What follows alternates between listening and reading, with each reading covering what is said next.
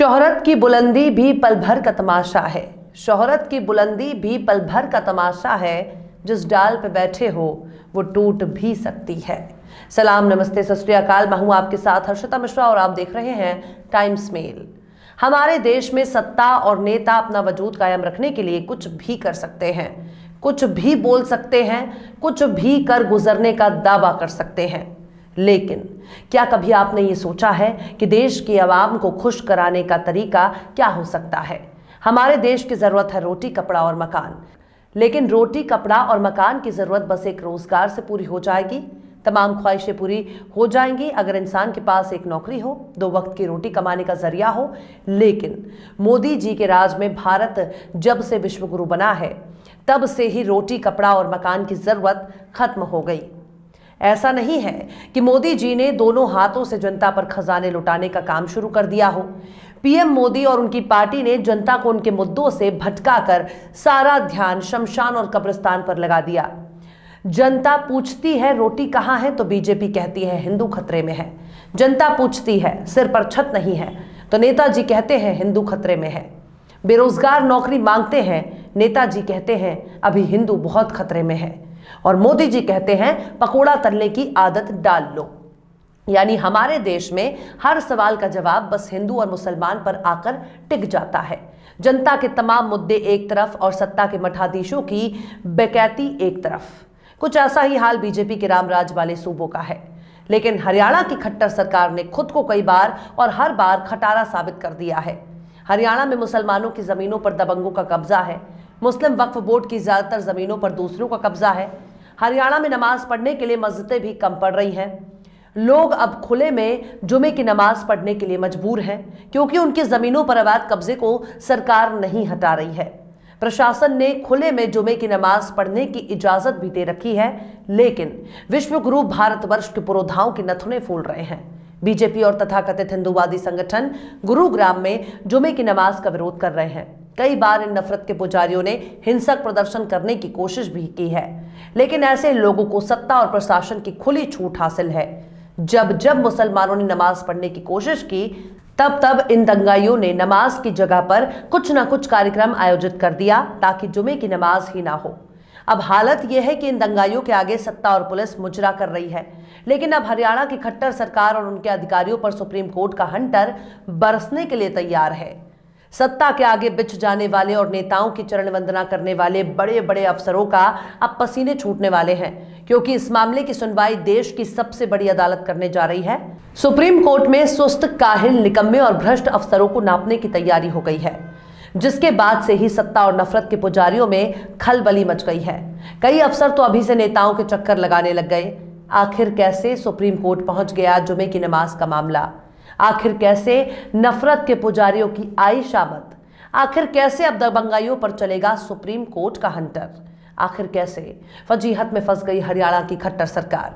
बताएंगे आपको और भी बहुत कुछ। लेकिन आप अगर हमारे चैनल पर नए हैं और पहली बार हमारी वीडियो को देख रहे हैं तो आप हमारे चैनल टाइम्स मेल को सब्सक्राइब कर लें, वीडियो को लाइक कर दें और बेल आइकन का नोटिफिकेशन बटन भी प्रेस कर दें ताकि बिना देरी हमारी हर खबर आपको मिलती रहे। लौटते हैं अब खबर की तरफ। देश में किसी भी इलाके में कानून व्यवस्था यानी लॉ एंड ऑर्डर की जिम्मेदारी सूबे की सरकार की होती है। सूबे की सरकार अपने अफसरों के जरिए कानून का निजाम कायम करवाती है, लेकिन सरकारी अफसर सत्ता की मर्जी के बगैर एक भी कदम उठाने की हिम्मत नहीं दिखाते हैं। सत्ता के मठाधीशों के हर हुक्म को सिर झुकाकर तस्लीम कर लेने वाले गुलामों का नाम है नौकरशाह। यूं तो बड़े बड़े कंपटीशन और एग्जाम को क्लियर करने के बाद ही आईएएस और आईपीएस बनने का मौका मिलता है, लेकिन सत्ता की मलाई खाने के लिए कुछ लोग अपने जमीर से भी समझौता करने लगते हैं। लेकिन अब अपनी ड्यूटी नहीं करने वाले अफसरों पर सुप्रीम कोर्ट हंटर बरसाने जा रहा है।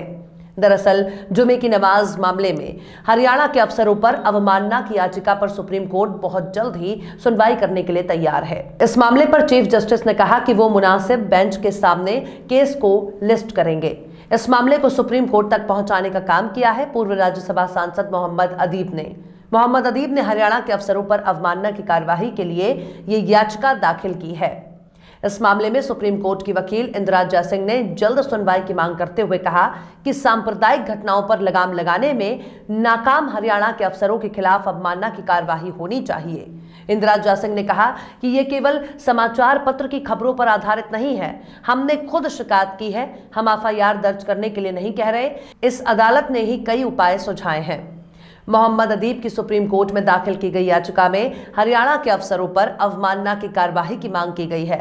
याचिका में कहा गया है कि हरियाणा सरकार के अफसर सांप्रदायिक और हिंसक प्रवृत्तियों को रोकने के लिए किए जाने वाले उपाय करने में नाकाम रहे हैं, जिसके नतीजे में हेट क्राइम होता है। याचिका में हरियाणा राज्य के मुख्य सचिव संजीव कौशल आईएएस और पुलिस महानिदेशक पीके अग्रवाल आईपीएस के खिलाफ एक्शन की मांग की गई है। इसमें कहा गया है कि सुप्रीम कोर्ट ने 2018 में तहसीन पूनावाला के केस में भीड़ द्वारा हिंसा और लिंचिंग समेत हेट क्राइम को रोकने के लिए गाइडलाइन जारी की थी, लेकिन हाल के कुछ महीनों में कुछ तत्वों के इशारे पर मुसलमानों द्वारा जुमे की नमाज के दौरान लोगों के इकट्ठा होने की घटनाओं में लगातार वृद्धि हुई है। ये लोग मुस्लिम को धर्म के नाम पर गलत तरीके से पेश करते हैं और शहर भर में एक समुदाय के खिलाफ नफरत और पूर्वाग्रह का माहौल बनाना चाहते हैं। सुप्रीम कोर्ट में दाखिल अवमानना याचिका में कहा गया है कि गुरुग्राम में नमाज के वक्त कुछ शरारती तत्वों के द्वारा नमाज में बाधा डाली जा रही है, भड़काऊ भाषण दिया जाता है, जिसकी शिकायत कई बार पुलिस प्रशासन से की गई, लेकिन पुलिस ने उचित कदम नहीं उठाया। दरअसल सुप्रीम कोर्ट ने साल 2018 में केंद्र और राज्य को गाइडलाइन जारी की थी, जिसमें उन्हें कानून लागू करने वाले नाकाम अधिकारियों के खिलाफ तुरंत सुनवाई करने, पीड़ित को मुआवजा देने, निवारक सजा देने और अनुशासनात्मक कार्यवाही जैसे कदम उठाने के लिए कहा गया था।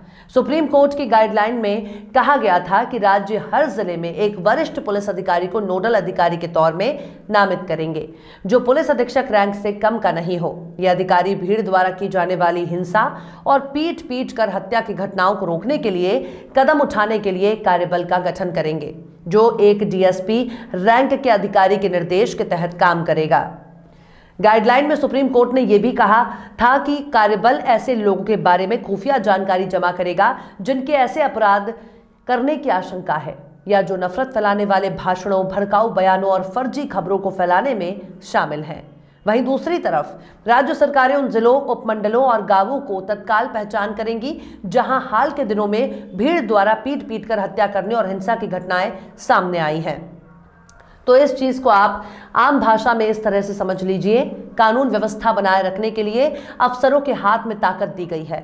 कौन दंगा भड़का रहा है, कौन शांति भंग कर रहा है, कौन परेशान कर रहा है, इन मामले में अफसरों को तुरंत एक्शन लेने का अधिकार हासिल है। लेकिन अफसर ऐसा नहीं करते, यानी हरिद्वार का धर्म संसद हो या इलाहाबाद का संत सम्मेलन, अगर सरकार अफसर अपनी जिम्मेदारी पूरी करने पर अड़ जाए तो ना सत्ता के मठाधीश मनमानी कर सकते हैं और ना ही दंगाई की खैर होगी। वही हाल हरियाणा के गुरुग्राम का है। जब बार बार कुछ दंगा भड़काने और एक खास लोगों को मारने, हत्या करने और उनको नमाज पढ़ने से रोक रहे हैं, तब इन अधिकारियों की जिम्मेदारी है कि वो फौरन इस तरह के काम करने वाले लोगों के खिलाफ एक्शन लें। लेकिन अगर समाज में नफरत फैलाने वाले लोग लगातार इस काम को अंजाम देते रहे तो नौकरशाहों की ईमानदारी और काबिलियत पर सवाल उठना लाजमी है। अब सुप्रीम कोर्ट ऐसे नाकाम अधिकारियों के खिलाफ अवमानना का केस चलाने जा रहा है और इस मामले में जल्द सुनवाई भी करेगा।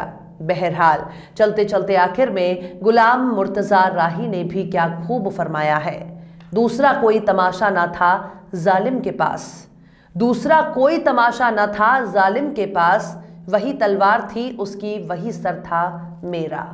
फिलहाल इस वीडियो में बस इतना ही। ये वीडियो आपको कैसा लगा कमेंट बॉक्स में आप जरूर बताइए।